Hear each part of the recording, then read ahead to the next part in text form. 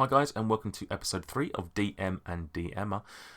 This is Nate Peterson. I am the host of the show, and also the Dungeon Master for Dice and Desire.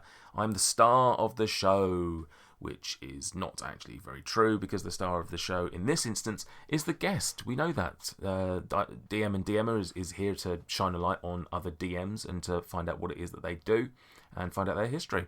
So this episode is highlighting James from Roll Britannia. Now, if you don't know Roll Britannia, you've clearly been living in a cave or under a rock or some other metaphor, because they are, I think it's fair to say, in terms of the independent actual play D&D podcasts, they're pretty much a shining light. Certainly in Britain, they've got thousands of downloads, thousands of followers on social media. They've got a very healthy following, and hopefully they're paving a way for the rest of us to storm in and steal their thunder. No, that's not true. They do a very, very good show.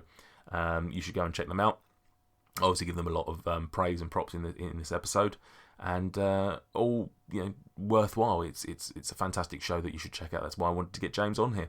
Hopefully you enjoy what's coming up in the next 90 minutes. We find out about him, his history. He talks about his past in working in radio, as well as we obviously highlight Roll Britannia, his DMing style. They only started back in May 2020.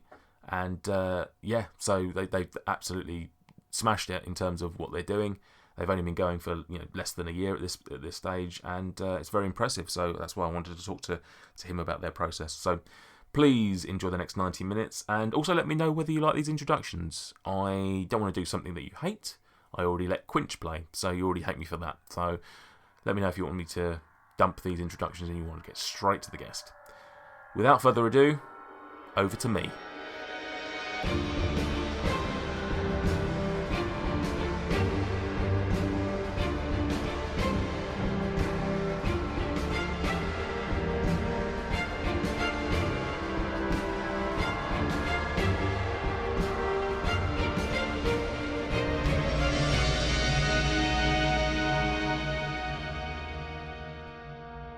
Hello and welcome to DM and DMer. My name is Nate Peterson, and I'm a DM. But I know some people who are DMer. One of them is on today's show, and his name is James, and he is from the Roll Britannia podcast. Hello, James. Hey, how you doing? Very, very good. Thank you very much for joining me. Oh, thanks for having me on the show. Now I feel like I've got royalty on, to be honest, because you boys have absolutely smashed it. Absolutely. To use, some sort of Seven Seas pun. I mean, you've blown us all out of the water with what you've done in the last 12 months, to be honest. So for you to come on the very show, nearly, yeah. So I'm incredibly grateful that you could carve some time out for this silly little interview show. Oh no, it's great. I mean, I don't know about blowing you out of the water. I mean, we're doing the best we can, trying to grow as quickly as possible and just provide as much entertainment to everyone as we possibly can. I mean, we love playing it, and for some reason, a reasonable number of people out there seem to enjoy listening to us. So, well, yeah, I mean, as of I don't know if it was today or was it yesterday. I think yesterday, the as we're recording, because this won't go out for a few weeks yet, but as we're recording, 30,000 downloads, 3,300 Twitter followers. That's It's not bad numbers, my friend. Not bad numbers at all. Could always be better, but they could be a lot worse.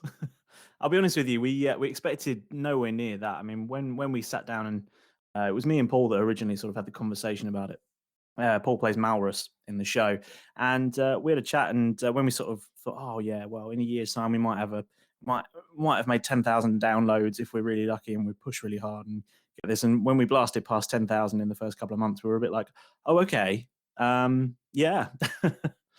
Got something there.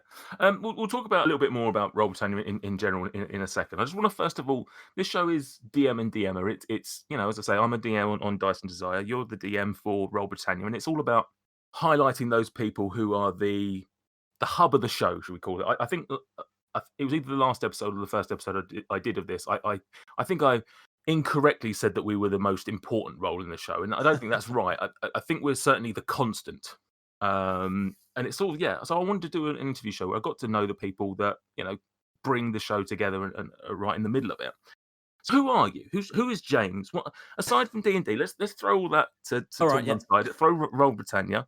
Who are you? Like, what's your passions? You know, say tell me what you want to tell me about you. So imagine this is a Okay. job interview, and you want I've done a few of those of late. Shh, don't tell my boss. to. No. No, so yeah, it's been a weird ride for me of the last decade. I mean, it's just been all over the shop. I mean, I have a background in radio. I got a degree in that, so that's always helpful when you're working in audio medium. I spent, 8 years working for Heart, which was fun. I've never heard quite so many plays of the uh, all songs have escaped me, but they had about six of them. They played on repeat. It was great. Um, although the Time Tunnel, I'm Yeah. a fan. Yeah. No, everyone is. Gives you a break. Yeah, no. So I worked for them for about 8 years, and then decided to turn it all in to go and earn more money because sometimes that's important to you. And yeah, so now I do social media for an actual living. So in my day to day, I shoot videos, take photos, and put things on Facebook. And then in my free time, I record audio and put things on Twitter. How was that? I mean, was social media like a thing that you were into anyway? Like, I mean, obviously, you said you sort of tongue in cheek there suggested that you moved for money, but was it something that you were like, I'd like to get into to a different style of media because obviously radio and social media is completely different, but equally, Yeah, well, I mean, actually, to be honest with you, I was doing the social media for the particular station of Heart that I was working at the time. It's complicated with the networking side of things, but yeah, I was doing the local side of the social media for them anyway, and actually really enjoyed it. So it was quite an easy step. I managed to do quite a lot of really exciting stuff with them. Some very weird things as well. I mean, there was one occasion where I was dressed as Santa in a JCB. That was quite entertaining. Uh, Lots of dressing up. Weirdly, there was a weird amount of dressing. At one point, I was dressed as a strawberry in a hedge. That was a strange day. it's weird. Um, It's weird. You can say you can say the sentence, "I was dressed as Santa in a JCB," and that's not the weirdest part that you actually go on to Yeah. say. Yeah, there was a few of those. But I'll tell you what, getting press passes and press access to the Olympic torch relay was pretty cool. That was Wow, great. Enjoy. that's I was on the media bus for one leg of it, so I was one of those weirdos hanging out the back of a tour bus, pointing cameras at people running down the road, being driven. I drove all the way. I think it was all the way into Peterborough. We did that, so that was cool. fantastic. So did you? I mean, whether it was on that or on Heart, did you get to meet anyone sort of famous or anything through that? Yeah, yeah, quite a few people. I mean, yeah, I was N-Dubs was a weird one. When I was doing some stuff with Capital, there was a weird interview going on at one point, and Dappy made a bet with someone, and then realised he didn't have any money on him at all, so ended up borrowing 20 quid off someone in the crew. That was a weird experience. But Nice. yeah, no, I'll tell you who I did spend a whole day with once at Fusion Festival. You know those best of the best ads you see on TV with the guy going around knocking on the door saying, "Hey, you've won a Subaru Impreza or you've won an Audi R8." All these Yeah. exciting things. Yeah, it's Christian. I spent a whole day filming him wandering around a festival in Birmingham. That was quite cool. We're friends on Facebook. But yeah, no, I met quite a few random celebrities. A lot of celebs from the '80s. Ended up shaking hands with back when you were allowed to shake people's hands. Um, Billy Ocean, met him. That was quite cool. Yeah. Amazing. Is radio something you think, especially now having had the podcast, is radio something that you'd want to get into again? In front of the mic, maybe even. Well, I did a lot of stuff in front of the mic back in student radio days for fun. That was freebies. But to be honest with you, radio is a very weird place now. It's a very different world to what it was when I started my degree all those years ago. Mhm. Um, yeah, I mean it's even down to the number of radio stations there are actually available. I mean, only in the last 2 years, I think Heart went from 30 odd stations down to two, and before that they went from nearly 50 to 30 odd. And Mhm. they keep closing down because they keep changing rules about what you're allowed to do. So the opportunities to actually get anywhere near a presenter role are getting fewer and farther between. Although One of my friends from the student radio station has managed to get a few jobs. She worked out in Dubai for a while doing radio out there, and then I can't remember where it's Lebanon or something. I don't know. She went out somewhere else, but you end up having to travel the world to get on radio now. It's just one of those things. If you look in Australia, New Zealand, they've got absolutely loads of radio stations. In America, you can't move for them. Absolutely, just everywhere. But over here now, there's not much of an opportunity for it. So but the market's changing anyway. I think a lot of people are consuming their media and stuff online from on-demand services more and more than they ever have been. Not least of Yeah. which because 4G and 5G make streaming it so much quicker, and data plans and all that sort of fun, and Wi-Fi's everywhere. So, yeah, I think having to rely on broadcast media is becoming less. On a similar note, a lot of people don't have TVs now, do they? So they just stream everything off YouTube and Netflix and stuff. So it's going to be the same way. And actually, I think podcasts are having a bit of a renaissance again, because there was a time back in the early noughties when Ricky Gervais really took off, that podcasts sort of exploded onto the scene. And I think it took, certainly in my experience, and everyone I sort of know has podcasts took a bit of a dip in popularity for a while, but I think they're having a renaissance at the moment and actually really growing in popularity again, mostly because of how easy they are to consume. Yeah, I was going to say that when you was talking about radio, about maybe not a dying medium. That's probably a bit disrespectful, but it made me wonder whether the radio, the traditional radio, is maybe not as popular as it used to be, because of the very reasons you just said there.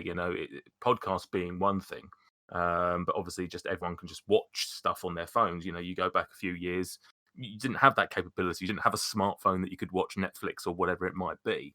And so if you wanted to consume any media on the go, then radio was really your only choice. But yeah, it's but then coming back to podcasts, something that obviously unites us with this very thing that we're doing right now. Yeah. It's like you say, it's not just a renaissance. It's the fact that it's like everything. People are realizing, oh, I can do that. And that is, what you and I and various other people have done. Just said, what, I want to be an entertainer to very, very broadly use that word, Yeah. and with very little requirement can do so.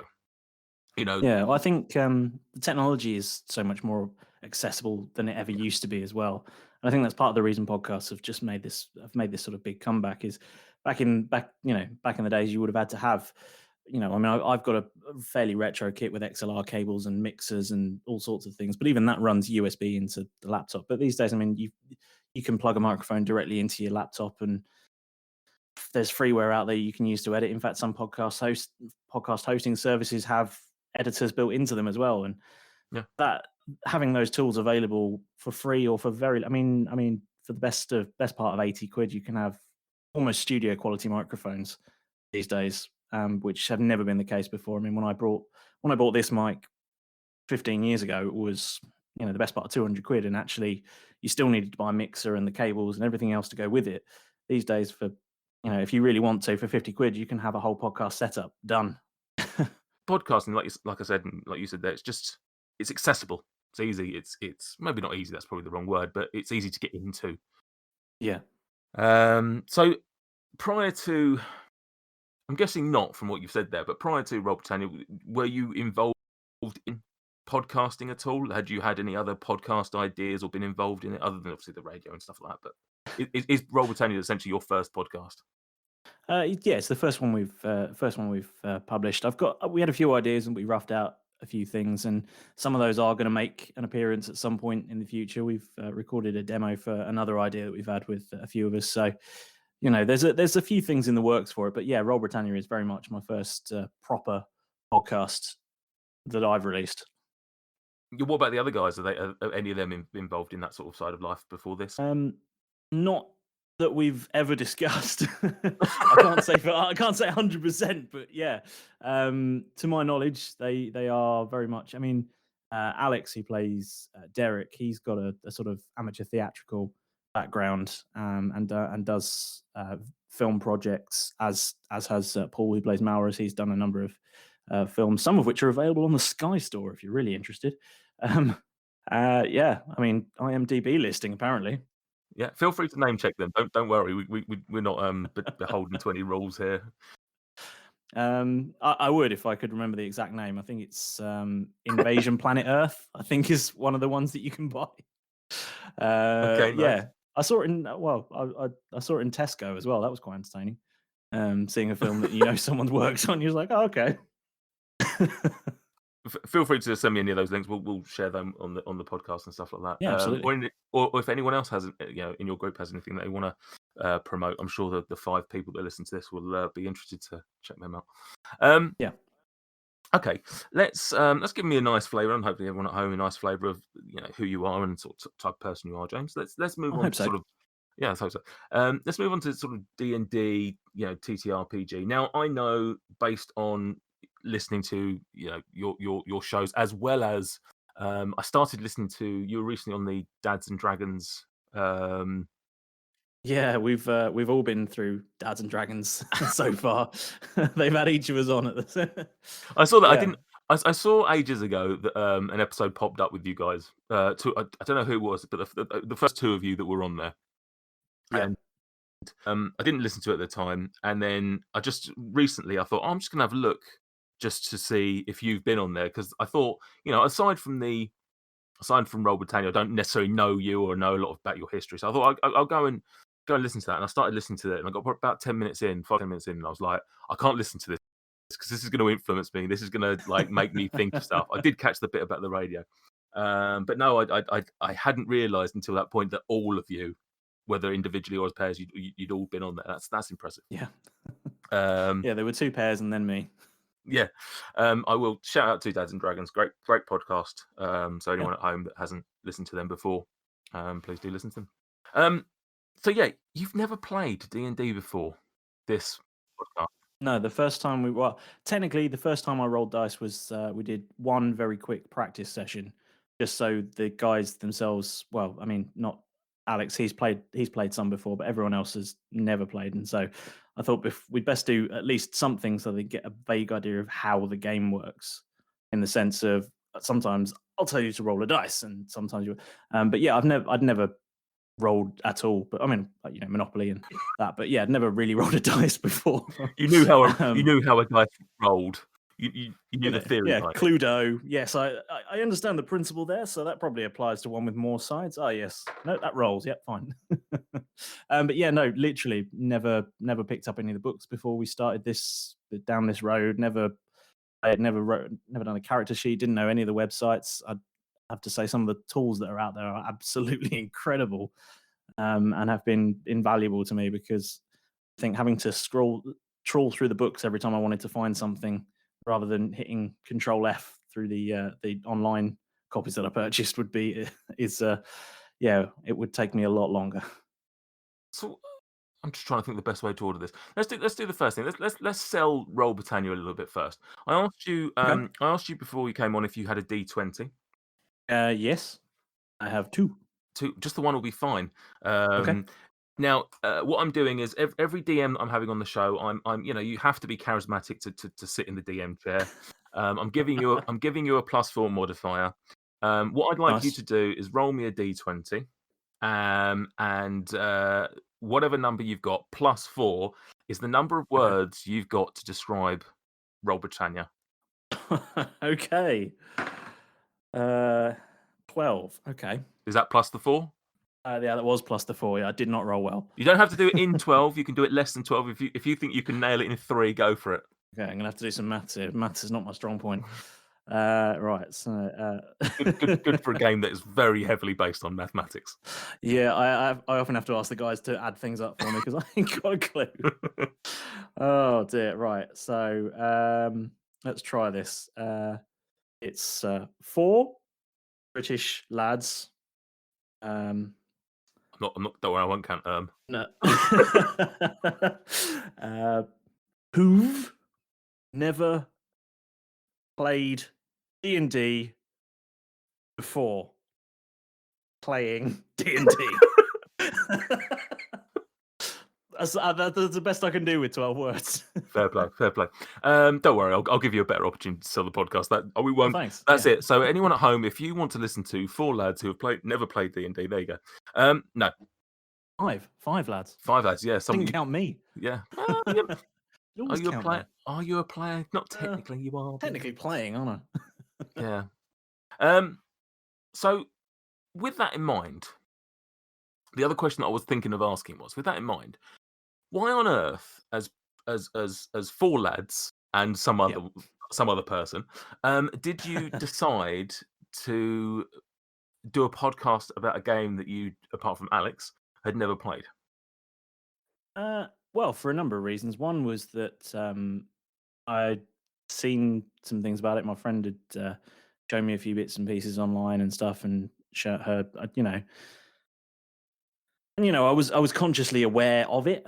I think it's in popular culture. People are aware of D&D as a thing, and it always sounded something that I'd like to give a go at. Um, and I think that it was sort of pushed me over the edge when we all got furloughed like this time last year, and I was sitting around with lots of time on my hands and going, I need something to keep me sane, you know. So yeah, I sort of very slyly approached the guys and said, "Hey, how much of a geek are you?" To which Alex's response was, "Well, I've just finished playing a game of D&D. Does that answer your question?" And I went, "Yes, yes, it does." um, Paul, I think, was watching Star Wars at the time when I asked him, and yeah, I think there was I think Chip had just finished doing some sort of game with his friends as well. So it wasn't D&D. I think he'd done some sort of board game.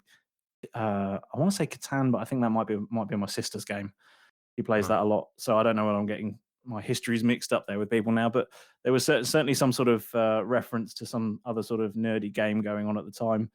And I think that my approach with Tom was a little different. I said, "Tom, I know you're quite the performer. You're quite an actor. How do you feel like doing a bit of, role play games with some friends? Not those kind, obviously, you know." And it's that sort of tickled his fancy a bit, and eventually I sort of dropped them out, and it's D&D. But by that time he was already on board, so and we figured, what's the worst that could happen? We have a laugh, it's terrible, and we all move on with our lives, but it's still something to do and something fun. And as it turned out, being terrible at it also still seemed to work. So But very, very much so, very much so. Like I said, I've obviously joked. Like, just the success story of Roll Britannia is impressive. I think I haven't looked at the last 2 or 3 weeks, but obviously we've said there about the 30,000 downloads and stuff like that. But I looked around the sort of time that I originally invited you on here, and I think I saw that Roll Britannia was like something ridiculous in the UK games podcast chart. It was like top I think 10 we or were something 80. like that. I think we Oh, I were. I saw think. much higher than that, I'm Or sure. did you? We Yeah. fluctuate. Well, that's the problem. It does. Like I've seen Yeah. podcasts that are in there one week and then completely gone. I don't check it that regularly, but I've sort I of think we were consistently in the top 5 in games on iTunes yeah, in the UK. yeah. I mean that's just impressive. I think we've been third for a few weeks, and then we dropped down to fifth, and we sort of float between those third, fourth, and fifth at the moment. I think that the ones above us are the official D&D podcasts. So if you search D, you find us quite near the top of the list, which is quite nice. Yeah, no, it's very, very impressive. Right, all joking aside, all D20 aside, tell me about Yep. Roll Britannia. Talk to me about the show. Try and sell it to me. Try and sell it to our listeners. What's your show about, and why should they listen? Okay, so as I mentioned, it is the five of us who have very little to no experience in D&D before we roll the first dice in the show. Alex has played some; the rest of us had never played before we started playing, and there, we set sail on a sort of pirate-ish themed adventure. Um, and yeah, the guys find that they have lots in common and lots not in common. They get along, but they also fight a lot. Some of the best moments have come from them really not getting along, but in a very sort of fun, friendly way. The guys really they play the characters so well, and everything that happens in game is just in game. I mean, we have had one occasion where there was a moment where one of the characters was having a real meltdown. And when we got to the end of the sort of scene that we were recording, we just paused a second. we just stopped and said, are you actually all right? Because and he's like, no, no, no, it's fine. No, it was just a character. But yeah, the whole thing is just it's all about the rules are not really there to not really if you're really into really strict D&D games that follow the rules and really hem everything in and actually follow it as that sort of thing, it's probably not what you're looking for. But actually, for us, we use those rules as a sort of structure for telling a fun, entertaining story that definitely doesn't involve pulling cows out of bags ever. Spoiler alert. Yeah, yeah. It's not just the pulling them out; it's the putting them in that's difficult. Well, yeah, exactly. Or indeed having a shop that's based around a goose. Yeah. Oh, Argoose. I think so. So I'll be honest. I listened to like your first 6 episodes, and then I sort of skipped to Yep. the more recent ones because there's so many podcasts out there to listen to that just to try and keep track of absolutely everyone. So I do want to because I'm very impressed with the product that you guys have got. I just thought, right, I'm going Thanks. to listen to where you began. I want to listen to Yep. where you are now because I think that sort of tells a story in itself. Um, Mm. and I think Argoose as a pun came up in those first 6 episodes. I can't remember how, but I think it was certainly mentioned, or maybe I saw it on social media and I thought, "Oh, look at them, very funny, Argos, but it's a goose, brilliant, very funny." And then I skipped to like the more recent episodes. Oh no, you visit Argos Yep. that's run by a goose, essentially. Yep. Yep. Um, It has all the pitfalls that you always find whenever you go to an Argos. Everything I've ever encountered there is piled in a sort of over the top dramatization of my life's experiences having been to that shop. I'm sure they have plenty of very successful people and lots of really successful transactions, but I seem cursed to only ever get just insanity every time I go. I mean, I don't know what happens. I go in, I order my thing, I get the ticket, and the number is always about 40 more than the next nearest number in there. And I've no idea where these other orders are.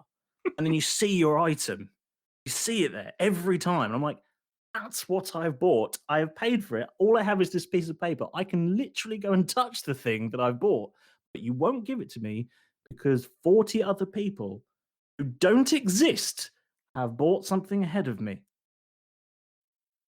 Just give me my thing. I find it's been a while since I've been in one. To be fair, obviously partially because of COVID. Um, Everyone, Yeah, yeah. exactly. I've not been in any shops to be honest for a while. Argos is just it's just a to me it's a British treat. I love Argos now for the same reasons that you're actually saying there. Like it's just insane that actually sometimes um, you've you've placed your order, you've gone to the to pay for it, and you've got there and it's sitting there already. You're thinking, how's that got there quicker than I've got there? Like, you've got a warehouse and all these people to serve, and that item's already there. That's weird. Um, but yeah, I love Argos. I genuinely, it's my favorite shop to shop in just for the fact of the novelty of it.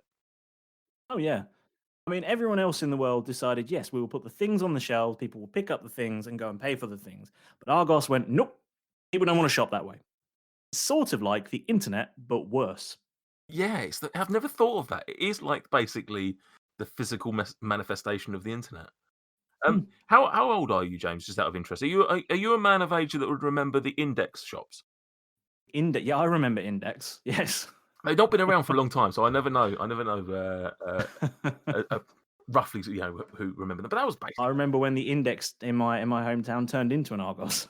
I mean, it's built for it, isn't it? Really, it's ultimately exactly the same product. It was the same business model. One was more successful than the other. I feel like it had less charm. I always feel like Argos was a lot more bright and shiny and tried to lure you in with this I think the Elizabeth. catalog was more exciting. The catalogue it had his Elizabeth Duke in the corner with like some Yep. dodgy jewelry, whereas Index was just like, "What do you want? What number?" It was just very much the Russian version. Um, yeah, Um, but yeah, so with you slamming Argos, tell us how fantastic Argoose is. yeah, I mean, well, our goose is just the same. Only instead of there being a teenager who doesn't really care what you want, there's an Aarakocra goose who doesn't know what you want. So he just provides you the service that an Aarakocra who can only speak in the word honk does. That's all he can say. So you place your orders, and he serves you when the products turn up. That's just the way it goes. And sometimes you gotta wait. You gotta wait. But it does have a good catalog, a really good selection of stuff. The jar of bees is a D&D staple, but I think we've had some of our listeners have submitted some fantastic items. I think Bob was one of my favorite ones that's been submitted lately. Bob the bag of holding, because in Bob's description it contains the phrase "Bob is a dick." That's it. Bob is a dick. It's a bag of holding that, at my discretion, can dispense an animal. And there's a table of animals. Most of them are bears. One of them is a swarm of bees. But I think number 4 is a cow. Just a cow. Doesn't do anything. Just a cow.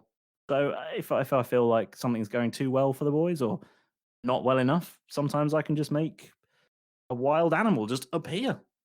It's great. It's a fantastic tool. I think the beauty of D&D is you never know what you're going to need and when you're going to need it. A cow could be the perfect thing you need right in that moment. Who knows? It could be. No, we've got some really cool items in there that the guys have had some good fun shopping around for. And I sort of the homebrew that I've created with this particular game, I've done away with the traditional bows and arrows and crossbows and stuff and replaced them all with sort of Pirates of the Caribbean style firearms. So people have pistols and muskets and blunderbusses and things like that. And I've sort of transposed some of the statistics. But we've also got a really cool what's the word? A sort of cool feature of these firearms that isn't part of traditional ranged weapons that I found from some Unearthed Arcana stuff, which was it's the risky factor. So every now, if you miss with your weapon, your weapon misfire rate or risky rate increases, and eventually, if you roll below that number, then your weapon just explodes and deals the holder some damage, which is quite cool. So it adds a little bit of drama to the old firearms thing. A critical miss, then, essentially, that's just got a bit of not just flavour. It's actually got quite a bit of damage on it as well. But yeah. Hasn't happened yet, but I'm looking forward to the moment when it does, because it'll shake things up. Who's out of interest? Whose idea was it to go down the pirate theme? Was that yours? Was that something that you It was felt? the whole world has been entirely my creation. What was your thinking behind that? Is that a sort of a world that you're into, or is it like you just thought you wanted to try something different? Well, I mean, it's a combination of things. I like I've always enjoyed the Pirates of the Caribbean movies, even though they're named one movie wrong. A bit weird. There's a whole theory around it. If you take the names of the movies and transpose them one to the right, the titles make sense. It's a bit weird. Nice. I mean, Dead Man's Chest is not the one and Curse of the Black Pearl, and it just doesn't. You just need to transpose the names, and it all makes sense. And then you ignore the one that at the end.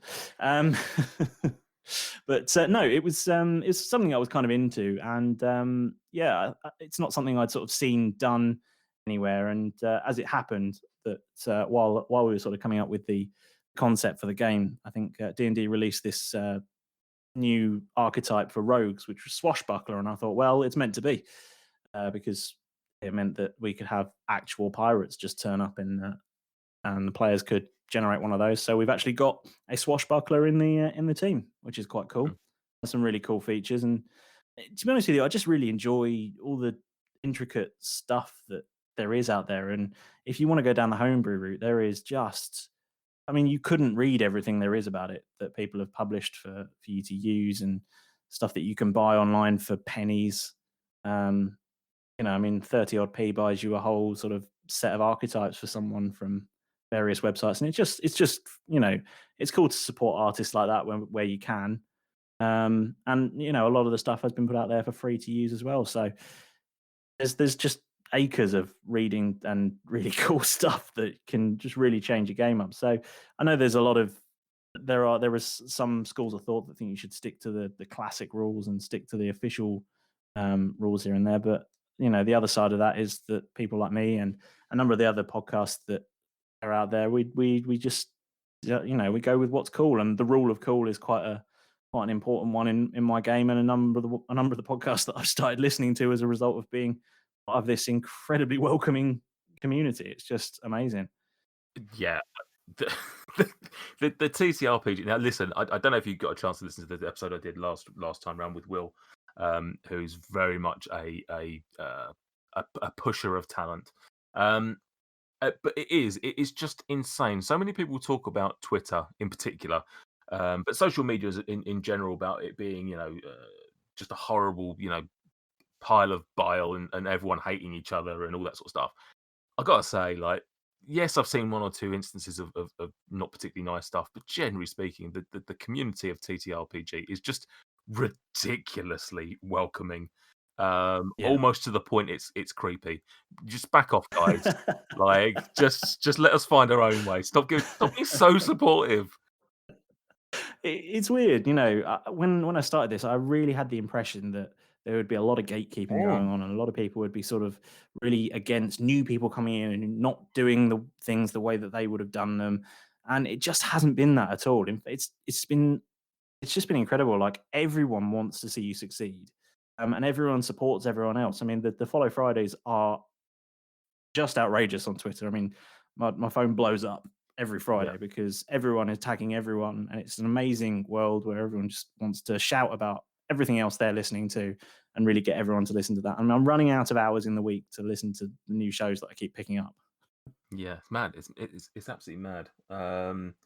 It's as I said before, like we're all competitors. You and I, we are competing for people's time. We're competing for their attention, whether we like to admit that or not, or whether we're too nice to admit it or not. But we are ultimately. If I sit here, if I'm honest, I want everyone to listen to us. I want everyone to, I want figures like you've got figures and more. I want to be Critical Role. I want to be all of that. But I understand that's not going to happen. But I certainly don't want to succeed at the expense of anyone else. I want other people to succeed as well. I want, especially this community and this, this has been a, life changing. Sounds like it's a bit over the top, but getting into D&D and TTRPG has been a very incredibly important thing for me in the last year, and so I want to see those people that have welcomed me have that success. And there's story, it's all about stories. Like, just because you like Yeah. one book doesn't mean you can't. It's not like you go, "This is my favorite book, and all the other books are shit." It does not work that way. You Yeah. know, you you know, I want you guys to succeed, and seeing people like yourselves doing so well, it blazes a path for the rest of us as well.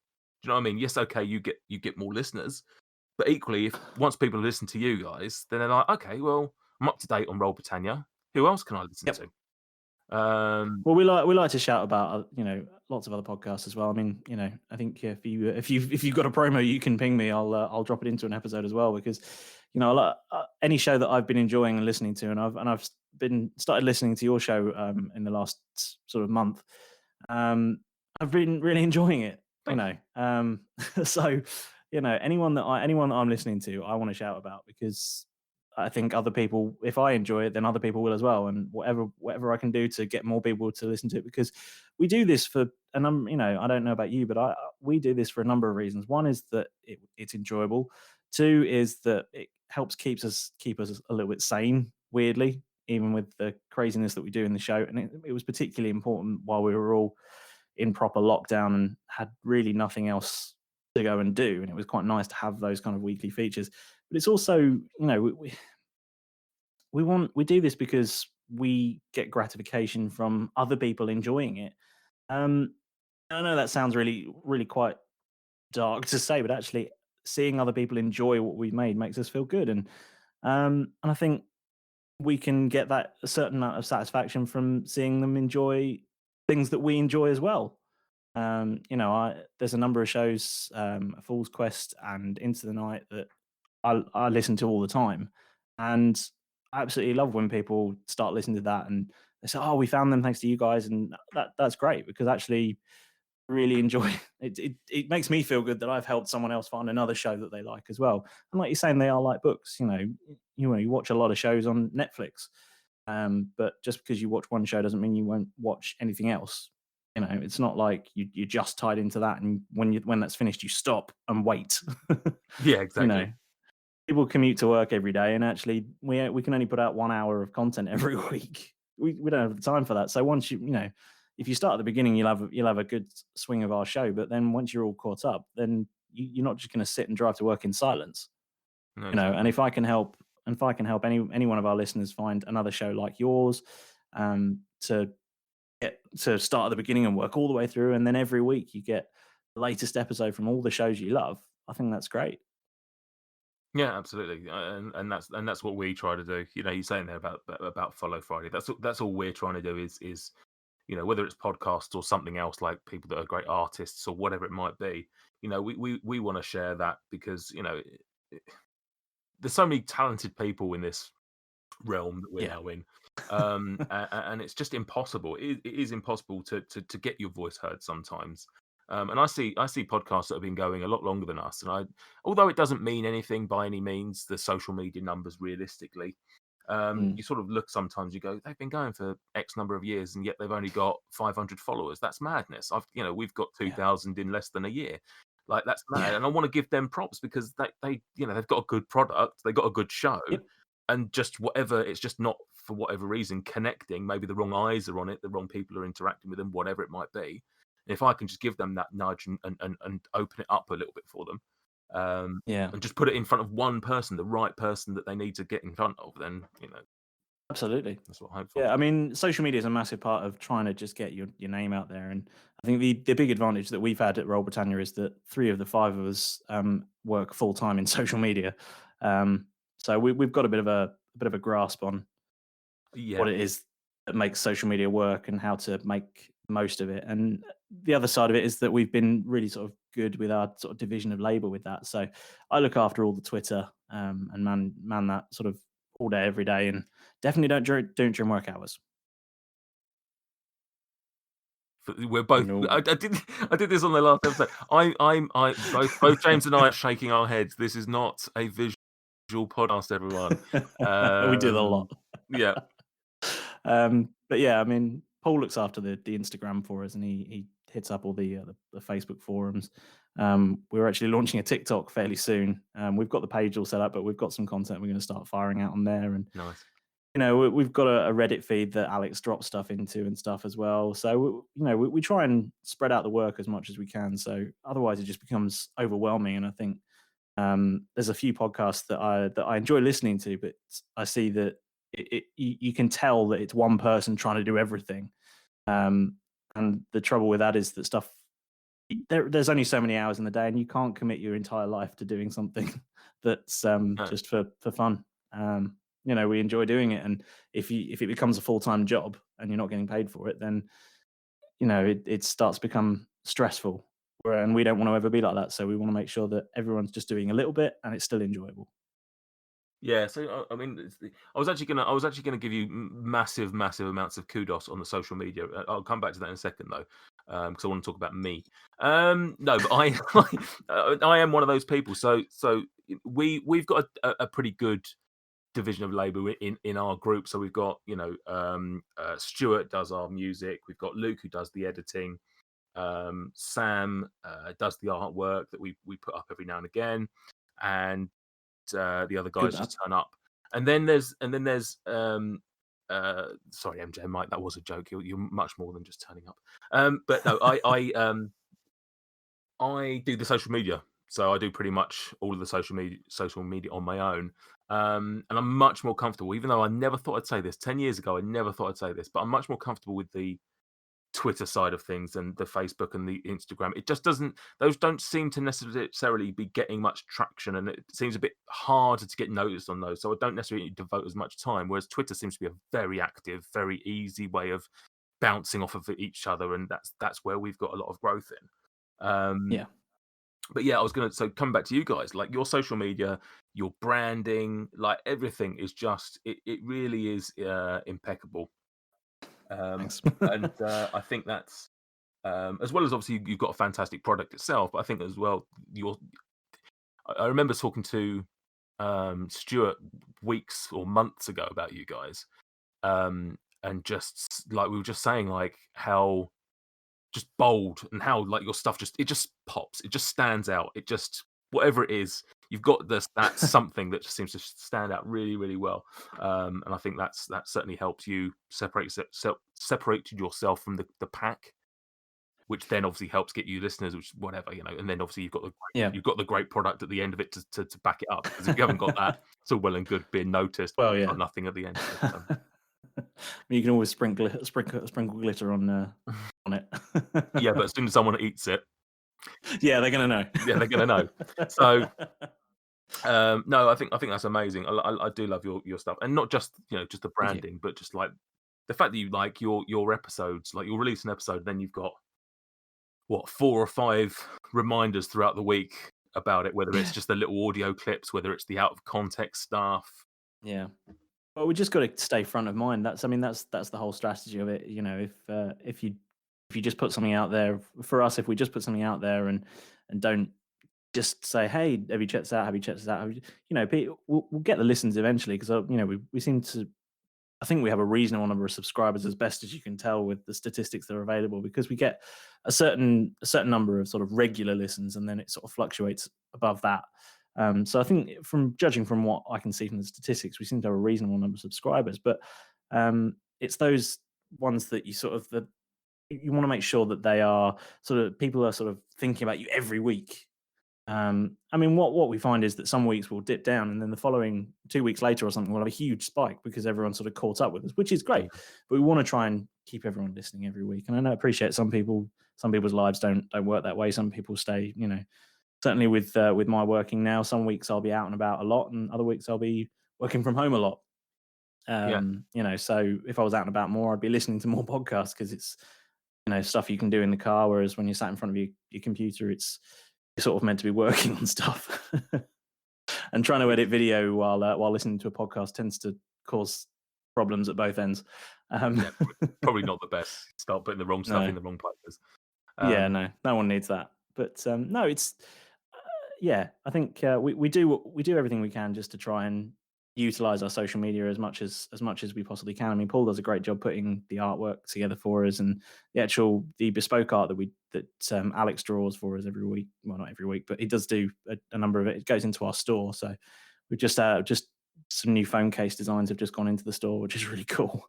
nice. He does all those sorts of things, and we've just got a new logo for the Wizard sleeve, Yes, the the wonderful. Pocket Pub Portal. Yeah, lovely stuff. Um, yeah, I don't want to keep gushing over your stuff, but yeah, just you tick so many boxes, and it's fantastic. It must, like you said there about seeing people enjoying your own thing. Like when you see people, having your merch and stuff like that, it must feel pretty amazing. Oh, honestly, it's unbelievable that anyone would spend any money on anything we've made at all. Yeah, it just so when people tweeted us pictures of them wearing our hoodies, and we couldn't. It's just unbelievable. Couldn't believe that someone would buy those and would be wearing them. And this time last year when we just started this, well, it wasn't even this time. It was not till May actually. Are we in May yet? No, not yet. Not till May. But it was that time when we there was no way we would have thought anyone would, except maybe our parents or our wives, would spend any money on anything we'd made, because it's just something for fun for us, and we just love that people are enjoying it. You know, and I think that we had our little push for buy us a beer, which was really the fact that anyone donated any money to us was incredible.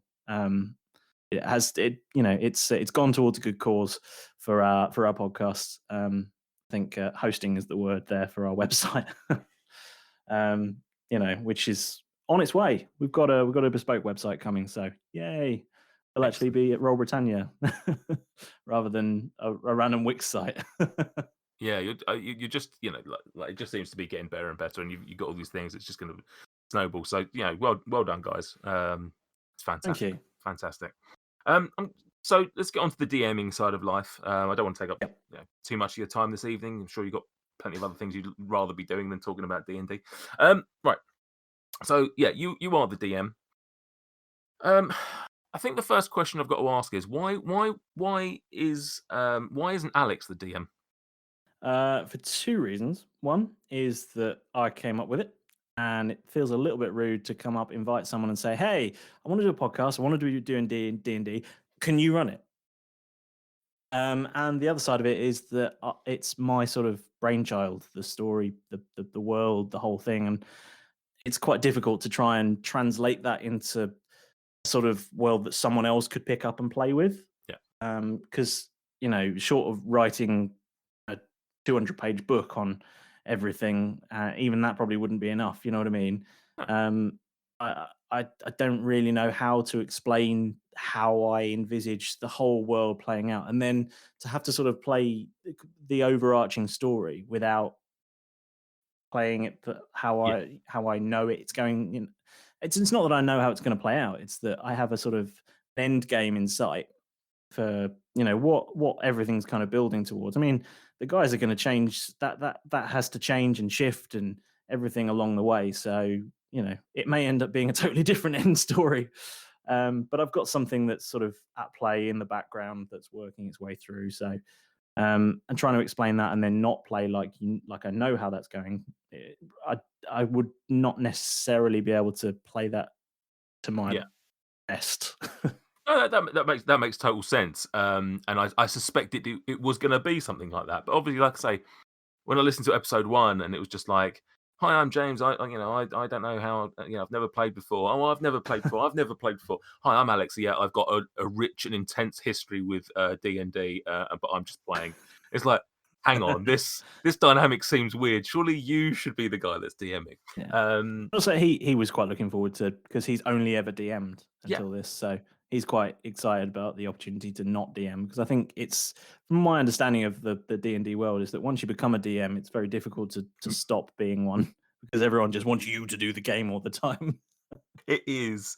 It is, and that's why I wanted to do a show about DMs because DMs are it is a I don't want to say it's a thankless task because I don't think that sounds like I'm calling my players or any players up bastards, but it is a lot. I think until you've DM'd, I don't think you realise how much work is involved in DMing.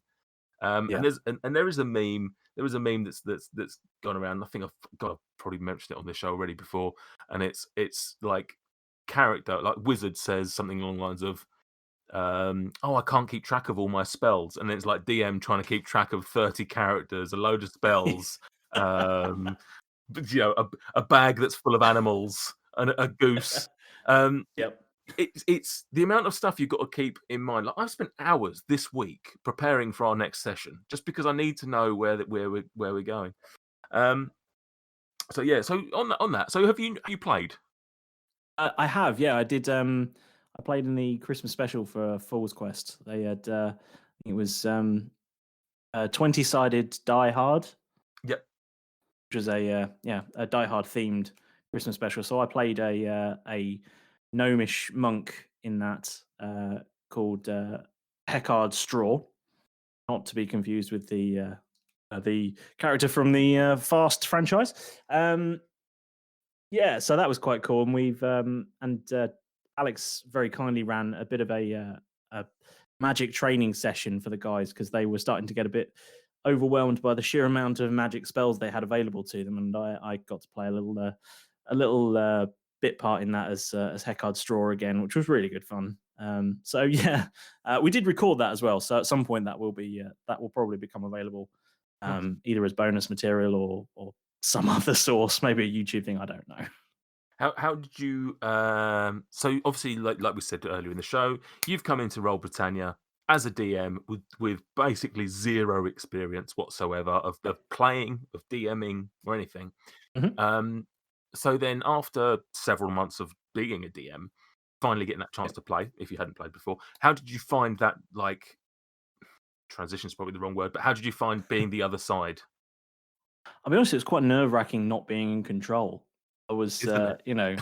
it's very weird because Isn't you it? think, oh, it's just going to be really chill. I'm just going to go with the flow and just really just roll the dice, play the game. It's fine. But I had no idea what was going to happen. I mean, I had vague idea because it was Die Hard, but you know the overarching thing. But it's like I don't actually know what's going to happen next. And although as a DM, you never know what your players are going to do, you're very much in control of what happens next. To an extent. I Yeah. mean, sometimes the players pull out something sometimes you just have to go, do you know what? I've got nothing for this. Nothing at all. No. You've gone totally off piste here. You're on a different mountain. I don't know what's going on. Let's just go with it. See what happens. So yeah, I think it was just a bit nerve wracking, to be honest. I mean, there's a lot more prep that goes into being a DM. I think I have to do a lot more work for it, but it was a lot more stressful being a player. Yeah, I remember at one point. So my history with playing is I very much like you. I came into D&D and DM'd from the start. Now we actually played a game prior to doing our podcast. We sort of did like a practice run, so to speak, a campaign. But my first ever D&D session, I was DM, and I've been DM since. And so I understand the struggles that anything like you've gone through. But I'll come to that in a second and ask you about how you process that. But I started playing a few months in with a completely, well, maybe not a completely different group. It was some of our players and some of a group of others. And yeah, I think people should do either. I think people should give a go to both sides. I think forever DMs need to have a go at playing, and I think players need to have a go at DMing because, like you, I probably thought, oh, playing's easy, or you can just do what you want. I can just turn up Yeah. as long as I've got a good character. I can just turn up and I can just do what I want in the moment, and whatever makes sense. And then you sort of go you get some sessions and you go, I've got no idea what to do. I just don't know. Like, apart from being stupid and doing something really like just off the wall, like I don't know how to push this story forward anymore. So yeah, I think I've grown into the DM role and realised actually, like you said there, being in control. I think I probably prefer it. So, starting as a DM, how did you find that then? Like, did you do how much research did you do to get into A lot of reading, lots of reading. where There did you was start? lots and lots of reading. I started looking with the starter pack that you can get. Has a really simplified version of the rules, which sort of break down the game and how it all works. And then there was the player's handbook and the DM's guide, which there was lots of references to. And then it was just reading a few things, and yeah, just I checked out a couple of podcasts that I could find. Yeah, it was all. It just seemed from what I was reading, and I did do a little. Have done subsequent reading into fourth edition, and Wow. wow, that is so much more complicated. Like I totally understand how Dungeons and Dragons has got that much more popular since fifth edition came out because it's so much more straightforward. I mean, I was reading the fourth edition rules, going, I don't get it. I don't. Just no clue. And I'm sure if that's what if you started playing with that, or you were brought into that after 3.5 edition, which I have never seen the rules for, which I understand was because 3 wasn't very good. I don't really know. I don't really know. I don't know the history of it, but yeah, I don't really understand how it went 3, 3.5, 4. I think there must have been some sort of big mod. But yeah, the fourth edition rules are totally beyond me. And I don't think if those had been the rules, I don't think our podcast would have happened because I did lots of reading and I couldn't get my head around it. So trying to get players to understand that who haven't even done the reading of the rules would be a nightmare, I think. So yeah, I mean, mostly lots and lots of reading and being very nerdy and having not very much to do during lockdown, the first. Yeah, the first of many. So how did? Because I mean, Jesus. So yeah, like I said, I started as a DM, but I had the luxury of having like that starter campaign to go through. Yeah. Basically your first DM session is your first episode of the podcast. I mean, I've already blown a lot of smoke up your guys' asses, but that first episode, there is absolutely no way I can listen to that and go, "Oh yeah, you can tell he's a new DM. You can tell he's never played this game before." What's he going on about? Like, Thanks. it's ridiculous how much confidence and how much you nail that from day one. And I know you said earlier about you use the rules very lightly to try and just it's more like a role play with a few rules stuck on side. Yeah. But man, it's just I insane. did a lot of prep for those for that first whole that entire arc was, I mean, if going back and listening to it now, you can tell that it's a lot more restricted in where it's a lot more linear about everything they go through. There's a lot less flexibility in what they can do. It's kind of and the next thing and the next thing and the next thing. They go through step by step by step, which I planned all of that out. So I was confident because I knew the material that I'd written. I knew exactly where everything was, what everything was going to be. And although I do a lot of prep for the current arcs and everything, because the areas they're going into are that much bigger, and because the guys are a lot more confident in exploring things themselves and bringing stuff to life, I have to be a lot more flexible in what they do. So although I'll have the bones of something initially, and I'll have a little bit of stuff fleshed out, the sort of main stuff, and there'll be things going on. The arcs that we're playing at the moment are very much fleshed out by the guys as they play them.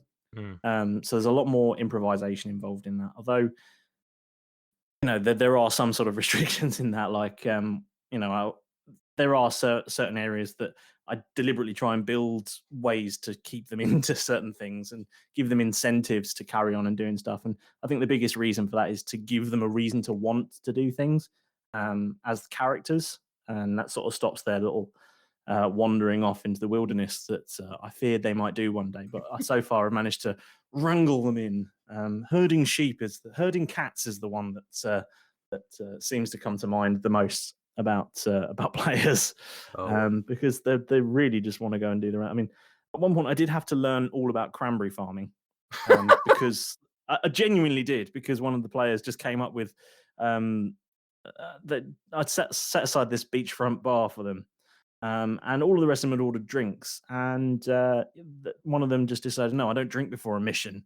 I'll have a cranberry juice." And then started asking if it was made locally and all of these things, and I just and ended up down this whole rabbit hole. So in between that recording session and the next one, I had to rewrite the map that we were on, add a cranberry farm, and then learn how cranberries are farmed.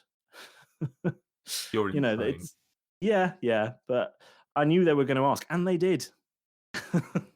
It's just mad. It's just the whole game. When you hear stories like that, it's just insane. Like what players come up with, and they're expecting you to know.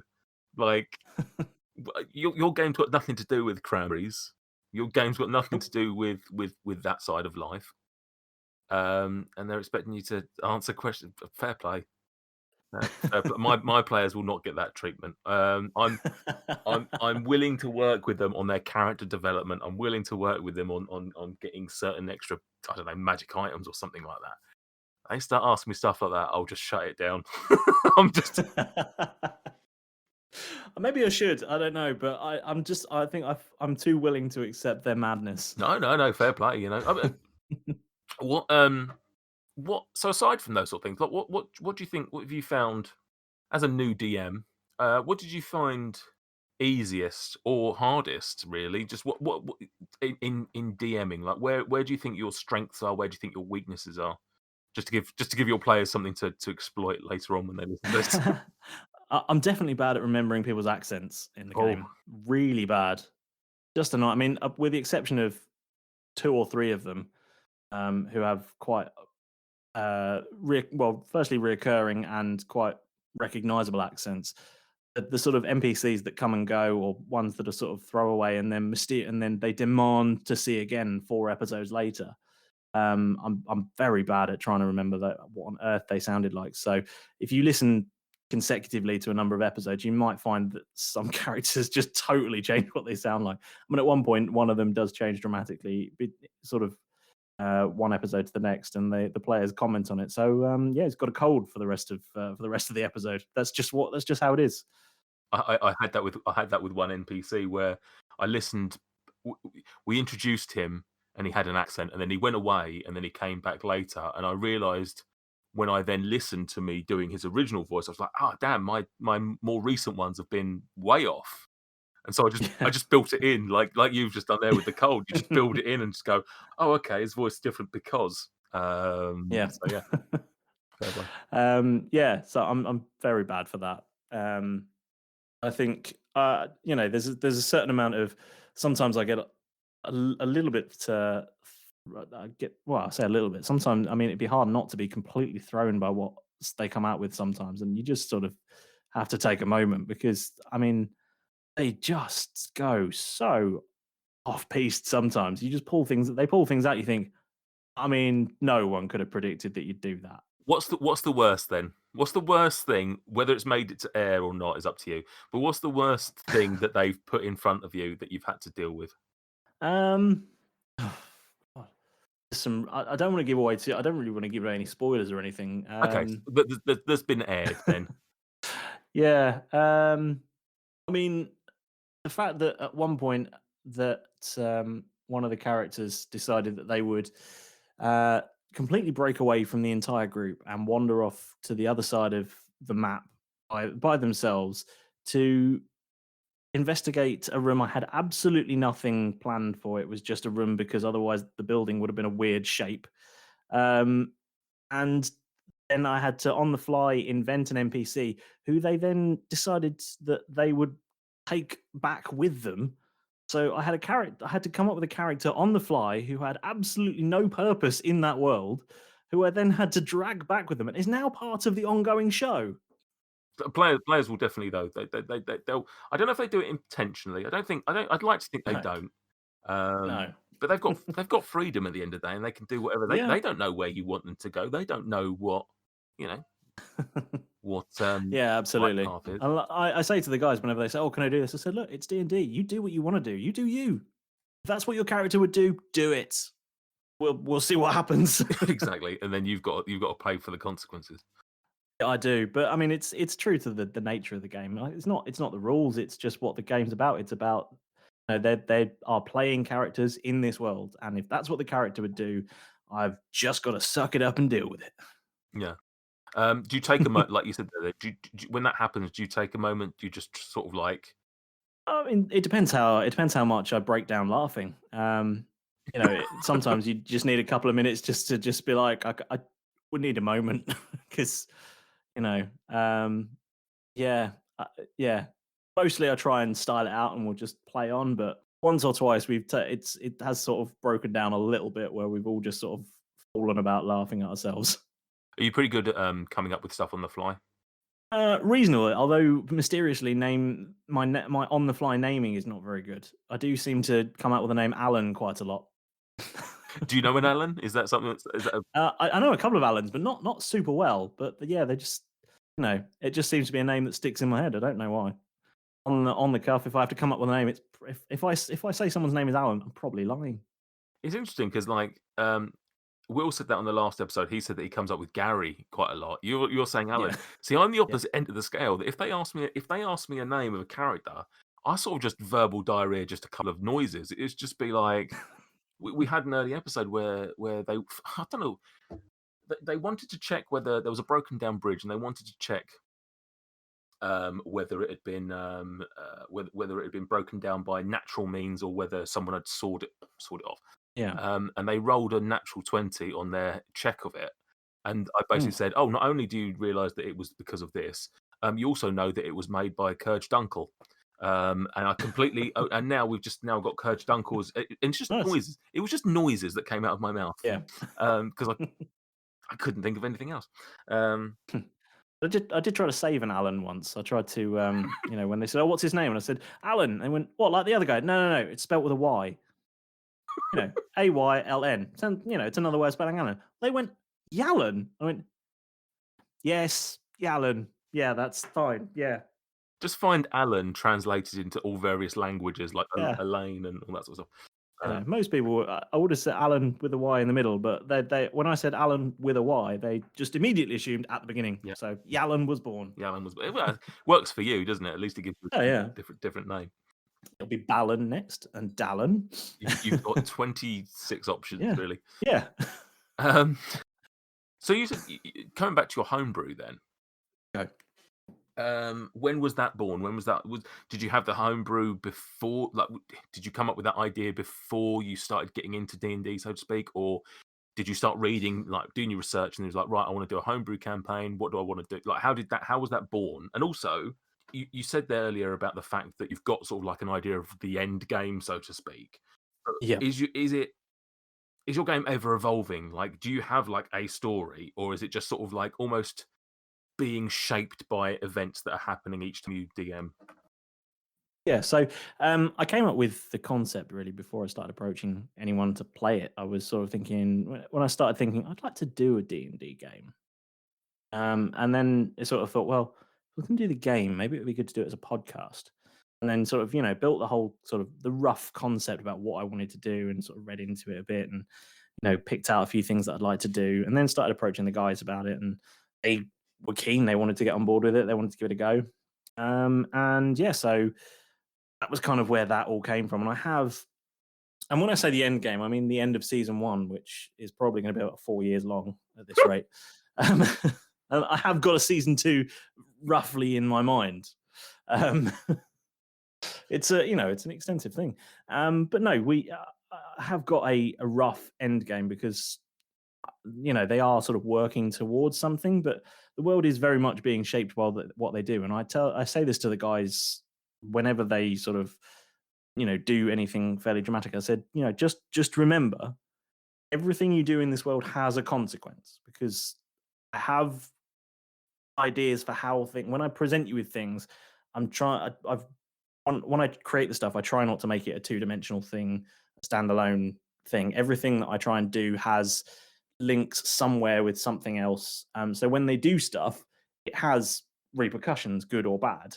Um, and what they decide to do matters. There's a couple of things that have come up so far that have only been minor things, but they have changed how they were able to do stuff because of things they've done in the past, and it's changed the world that they're in. And there's going to be some fairly big things coming up that if they make one decision, it will change one way, and if they make another, it will change another. So not that they know what the decisions are, because that's the nature of fate. The sliding doors. They choose one thing, and it sends them off down a totally different path. So butterfly wings and all that. Yeah, see, I trapped myself into pre-made. I didn't think that I would have the creativity, I guess, or the time to create a whole world that we could do as a podcast or whatever. So we went down the pre-made module, Storm King's Thunder, and yeah, I wish that I'd done, if I had the capabilities of doing it, I wish I'd done a homebrew for those very reasons. Like, I like the idea that you know your world, to some degree, apart from that one room where no one was supposed to go. You Yeah. you know your world, and you can shape it however you want, whether in the moment or whether that's long term. Whereas with a pre-made, it's a little bit more difficult because you've got there's a story there, and you can adapt it a Yeah. little bit. You can play around with it a little bit, but realistically, you've got beats that you need to hit. So yeah, I mean, how did you find that then? So you're not find it, but you're finding it, like writing the story. Is that you finding that easy to adapt it on the fly and to to Yeah, I mean, I think it's like you're saying, it's probably easier for me because it's all in my head anyway. It's all things that I've written and I've come up with, so I know instinctively where things can fit in and where things can change and what changing certain things. I mean, I've got a massive document of sort of the world as I've sort of made it, roughed out. So there's sort of key things in there that if I'm in doubts about something, I can refer back to what I was planning earlier, so that things that they've done still make sense. Um, yeah, it's relatively straightforward for me just because I know what it is that I'm trying to do and where I'm trying to take everything. Um, and like if they wander off and do something else, then it's a map that I have created. It's a world that they live in that I've put them in this little sandbox that I've made for myself. And although they've only seen a small part of it thus far, if they do decide to go completely off piste and wander off into the sunset, there are things out there. Whether they'll survive it or not is a very different matter because the story as I've sort of planned it sort of takes them up this gradual arc, but there's no reason other than me trying to give them incentives to stick to it. And if they decide to go off piece, then we'll see what the world has for them. It's all out there. It all exists Yeah. as it is at the moment. So yeah, cogs are turning and things are in motion for them, and hopefully they'll when they stand back at the end of season one and see the big picture, I hope they're suitably pleased and impressed. I'm sure they will be. If you're playing a game for 4 years, I think they'll. I know it's a slight tongue cheek, but I'm sure that they'll understand how impressive it was. But has your world got a name? Do you know that's the one thing that I haven't decided on?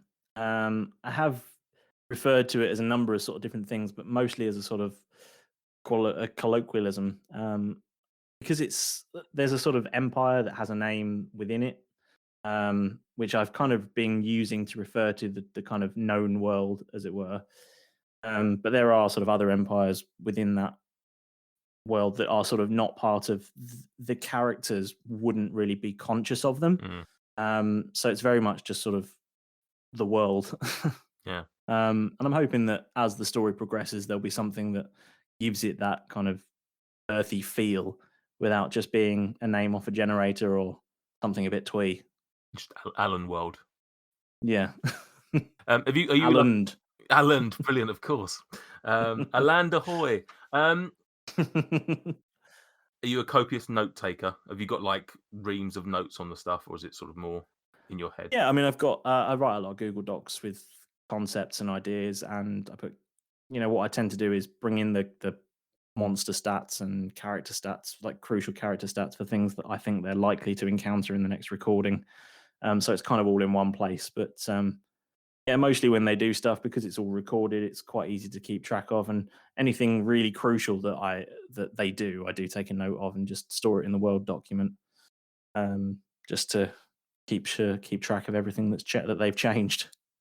Do you homebrew any monsters as well? You were just saying there about creatures, or do you use established Yeah, elements? there's I haven't really homebrewed that many monsters thus far. I've sort of tweaked a couple of them because I wanted them to have some more, particularly in the early levels of the game, because really when you're quite low level, there's very few things you can do battle with that are really that interesting. You end up fighting. Here's a skeleton. Here's another skeleton. Here's a bandit. Yeah. Let's do something a bit more interesting. Let's have some creative stuff. So I sort of artificially weakened a number of monsters just to give them something a little bit more with a little bit more flavor for them to do a little bit with. But there's a couple of one of the arcs that's coming up will have a variety of quite tasty looking homebrew creatures.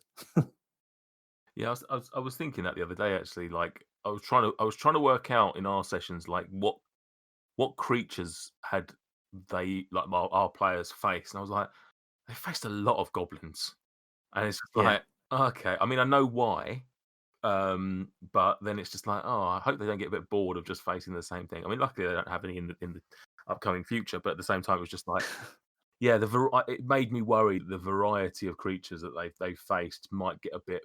It'd be nice for them to face some new things and some more and some Yeah. dangerous things as well. I was thinking about heroic moments, like when I've watched like a Critical Role or something like that, and it's like they've killed like some big monster or some big like you know gang of things, and like how like Yeah. pumped they are at the end of it. Yeah. So I need to throw some of those into the mix to try and give them their heroic moments and make them feel Mhm. worth something. Yeah. So I mean, are you a forever DM? Do you think? Yeah, I will be DMing. I think we'll DM for most of my D&D time, but I'll do the odd. I do like the odd game, just here and there. Have you tried any other TTRPGs, or are you interested in any others? One other that I've done with a different group of friends, and I will be doing as a piece of bonus content with these guys. But I daren't say more at this point. No worries. It'll all become clear in the months ahead. Lovely stuff. Any new as a new DM, what advice would you give someone listening to this now? Maybe one of Roll Britannia's listeners who's just never got into it, or maybe never tried being a DM. What'd be the one sort of piece of advice you think you'd give? I think don't worry about the rules. That would be my advice. Just the rule of cool is the most important thing. If people are having fun, that's the end game of it. There's no point sticking to the rules if people aren't enjoying it. So, have the rules, follow them as best you can, but don't worry if you get it wrong. Don't worry if you don't know the answer. Just make something up. Have fun. Just yeah, don't worry too much about the rules. It's a game. It's meant to be fun. Yeah, I've had that sort of same conversation with a couple of people. That is the key thing. Just have fun with it. Like you get the player's handbook and the Dungeon Master's Guide, and there's hundreds of pages of stuff to go through. Um, to remember all of that is impressive, but also to try and apply all of it. It's just going to suck. Yeah. Don't get me wrong. I'm sure there's games out there that play it rule as written, Yep. and they're for that group and those people, it's fantastic, and I can see the appeal. I can see the appeal of playing because the one I always go on about is like rations, Mm. rations or yeah, that's the main one. And I sort of think, my players don't really want to have to think about how much stuff they've got, like how many. Yeah, like Yeah. have they got 5 days worth of food for the next 5? Like, Yeah. it's just but I'm sure that there's it's like playing a game on hard, isn't it? I guess when you throw Yeah. those rules in, it's just like going right. I'm going to play The Last of Us 2 on absolutely hard. Yeah. Yeah. No, I mean, magical components are a big one that loads of people drop out because no one can be bothered to find a twig and a rabbit's foot and some Exactly. parsley, yeah, and 3 gummy bears to cast a spell. Just it's more fun just do the magic. You know what I mean? Like To do just that spell once. Do you know what I mean? yeah. Like, and it's not even a big spell. I can understand with something like Revivify, which is like, Yeah. you want to bring someone back to life. Okay, I understand Yeah. that's a huge spell. But for Yeah. I can't think of one off the top of my head, but for like a level 1 spell, no, we don't need this. Yeah. No. It's not fun. It's not interesting to play. It's not interesting to listen to for us. I'm sure some people really get into the nitty gritty of doing all the technical things and get a certain amount of satisfaction from actually having achieved that thing after the hours of hunting for various items that they need. They can do this magic thing, but for us, we'd rather just have someone blasting off firebolts left, right, and center, and you know do cool stuff. What's the point of escaping into a world of magic and then binding those hands? Do you know what I mean? It's Yeah. Yeah, like I say, the rule of cool. That is that's the thing for us. If it's cool, yeah, do it. exactly. And then hope you roll really good for it, because Yeah, otherwise, because if you roll badly, you're gonna face plant. That's gonna happen. do you fudge rolls? No. Okay, there we go. That's all I needed. That's all. Just the tone was enough. That's fine. Any DM that says they don't, they're lying. That's what the DM screen is for. Very true. I try not to, but I don't. Sometimes. I don't want to say I fudge it, but I certainly am generous with it. Let's just put it that way. Um, we had one of our Oh players no, he dying. missed you. Yeah. Well, Oh. we actually had one of our players died in like the third or fourth session that we ever played, and Ooh. it was like, yeah, it's like I don't want to go through that again. Oh, that was it. That was the Yeah. question I was going to come back to. That was it. Just the very Go last. on. This is the very last question for you, actually, Go on then. before we just close out the show, pretty much. What type of? And I think I've got the sense from everything you've said tonight. What type of DM are you? Are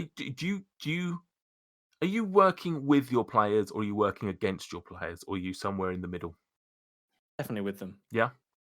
Yeah, we're collectively telling a story. Do you want them to die sometimes, though? Oh no. No. Only very occasionally when they're really annoying. When they just won't play. But no, it's all a collective storytelling, and maybe some of them, maybe one of them, maybe two of them, maybe all of them will die at some point within this story, and we'll end up with a totally different cast by the end of season one. Who knows? But yeah, I'm not a fan of just me versus the players because then it becomes confrontational. And actually, for me, a natural one doesn't have to be a bad thing. It can be. It's not a fail. It's an opportunity to do something you didn't know you were going to do. There you go. Absolutely. Yeah. I want I mean, my. it could be face planting, but Yeah.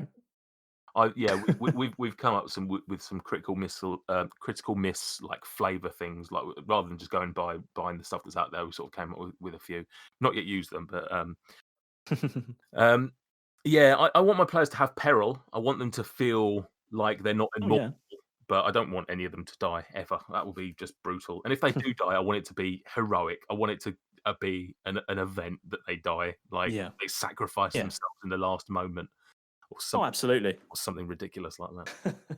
Right, lovely stuff. Right, last thing we do tonight before I let you go. I've got a game for you, which I've been running at the end of this, called Play Your Bards Right. Okay. Play Your Bards Right is very much built on the Play Your Cards Right formula, where it's a higher or lower thing. Yeah. By the way, Play Your Cards Right was a game show that was on very, very long time ago for any of our younger listeners. Yeah, so Nice to see you. exactly. So I've got a number of monsters, creatures, if you will, Okay. and this is where your D6 comes in. Basically, Got it here. your D6 is going to determine which of the ability scores that we're working on tonight, whether it's strength, Okay. intelligence, wisdom, etc., etc. And I'm going to start off. I'm going to give you a creature, and I'm going to say, what's the next one going to be, higher or lower?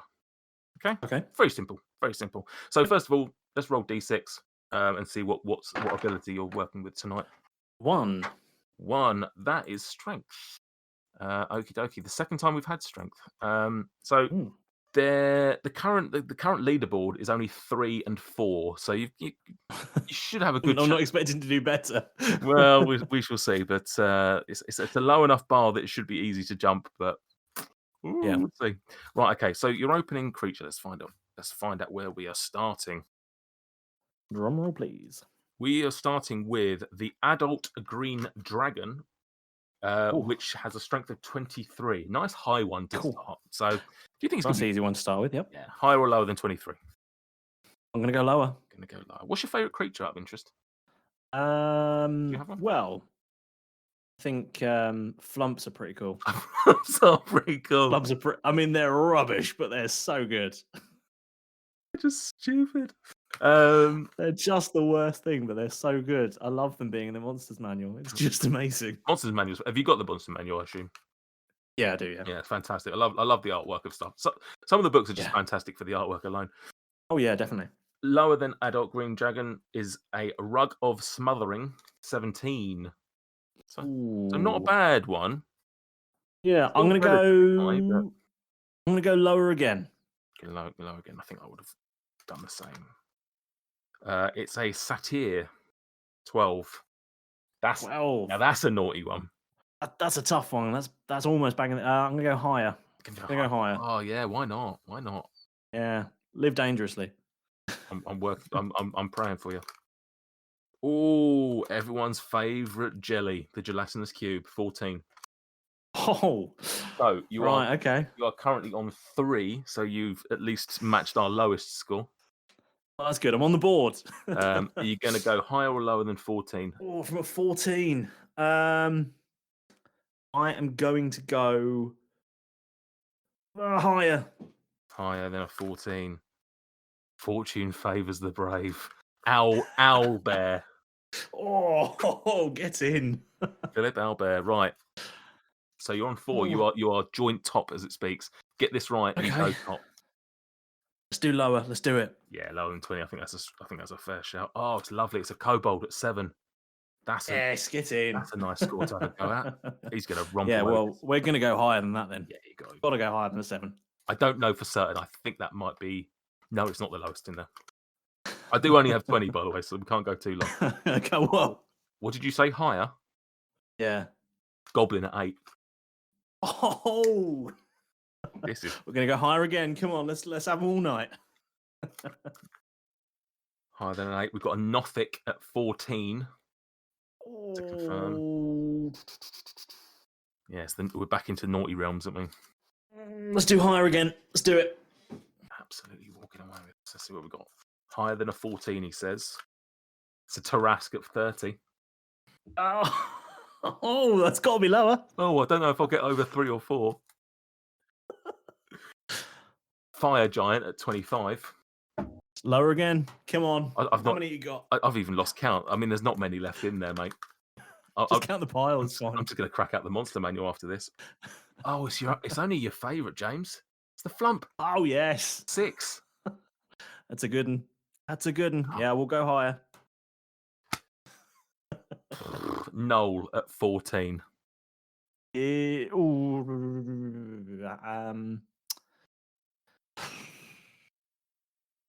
let's do lower. Lower than 14. Ah, his luck's run out, I'm afraid. It's a mimic at 17. Knew it should have gone higher than a 14. Higher every time. Right, let's see what you got. What are we then. up to? Let's see what we got. 1, 2, 3, 4, 5, 6, 7, 8, 9, 10, 11. 11. Out of That's topping the leaderboard for you. 11 out of a possible 20. Absolutely smashed it. I'll be Thanks. stunned. I'll be stunned if we see anything as high as that for a while. Excellent. Fantastic. Thank you very much, James. I need to put a lottery ticket on. Start shouting higher and lower at the they won't understand. Brilliant. Well, listen, thank you very much. This has been an absolute pleasure to finally get to talk to you. Like I say, I've seen you guys and you particular from afar for quite a while.